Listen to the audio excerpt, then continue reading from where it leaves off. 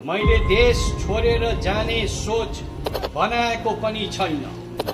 म मातृभूमि नेपालमा नै बसी मुलुकको बृहत्तर हित र शान्तिका लागि योगदान पुर्याउन चाहन्छु।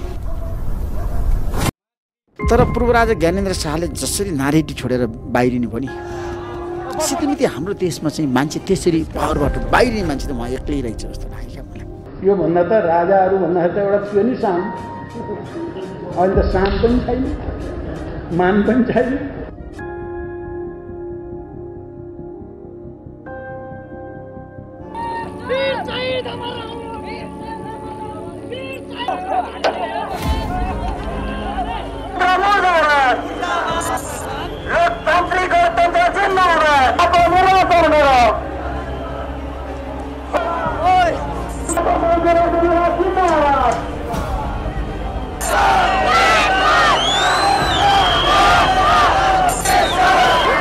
काठमाडौँको सडकमा जो उत्रन्छ ट्याङ्क चलाउँछु, तोप चलाउँछु, हामीले देखाउँ।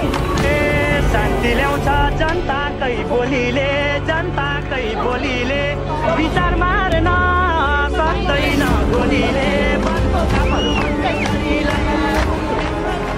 जित हुनेले जित थपाउ, स्वर हुनेले स्वर थपाउ, सिप हुनेले चिडियाखानामा नयाँ एउटा खोर थपाउ, नयाँ खोरमा नयाँ जन्तु थप्ने होइन, पुरानो एउटा चोर थपाउ।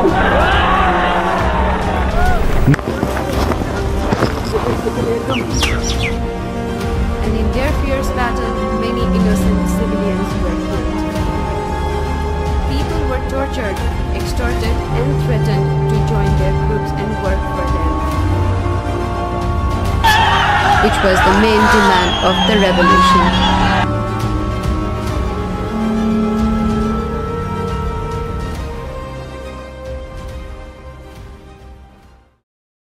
अब समय आयो, राष्ट्र जोगाउने हो भने, राष्ट्रिय एकता कायम राख्ने हो भने, देशको समृद्धि र उन्नतिका निमित्त हामीलाई साथ दिन सबै देशवासीहरूलाई आह्वान गर्दछौँ।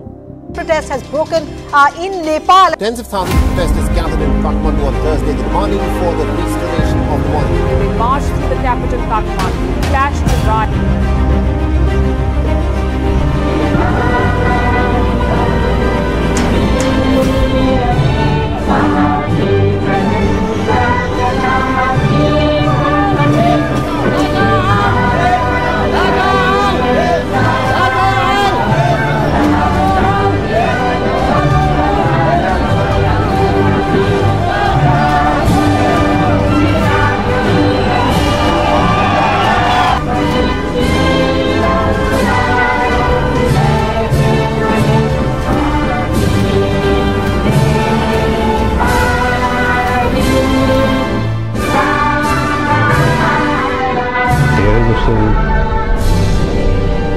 देवताहरू ढुङ्गाको बनेको हुन्छ, चुपै लागेर बस।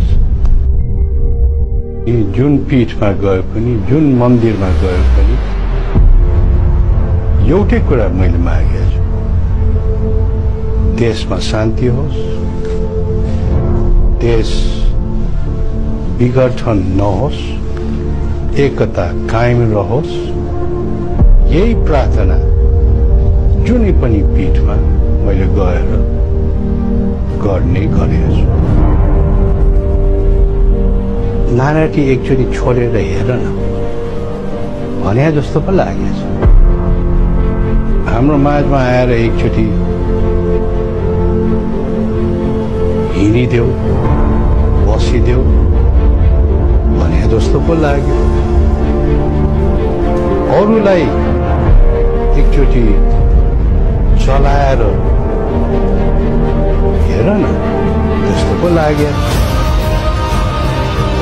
कुन समयमा जनताले उठ भन्छ वा जनताले यो समय भयो केही गर्नुपर्छ, त्यो समयमा ढुङ्गा पनि बढ्ला। हेर्दै जाऊ। देशमा चाहिँ एकता कायमै होस्, विघटन नहोस्, प्रजातान्त्रिक पद्धति कायमै होस् र यो देश छोडेर म जाने होइन भनेर स्पष्ट मैले यस्तै के बुदाहरू मैले त्यो समयमा पनि राखेको थिएँ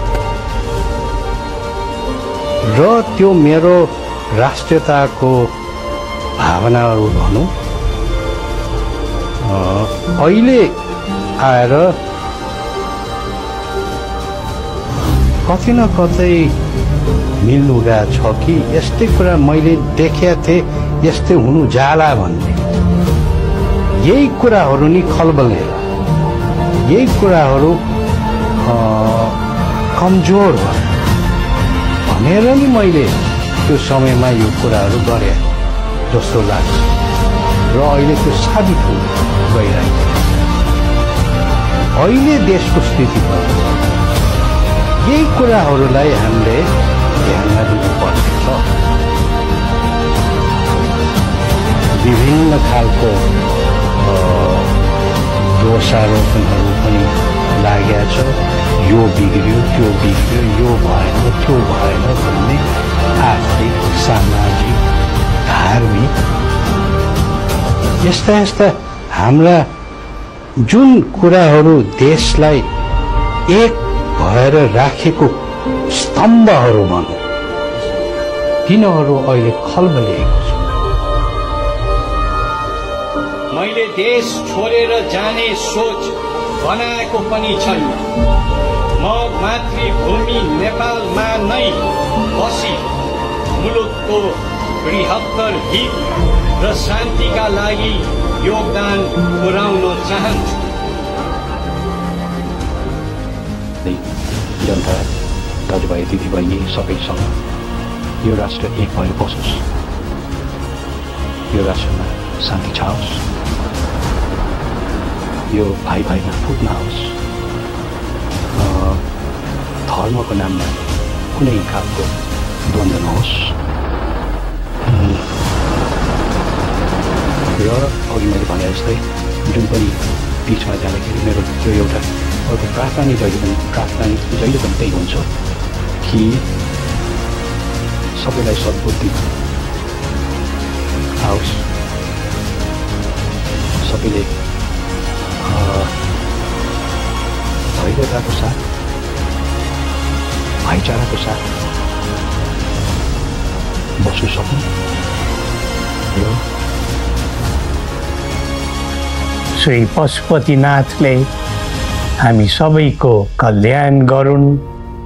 जय नेपाल।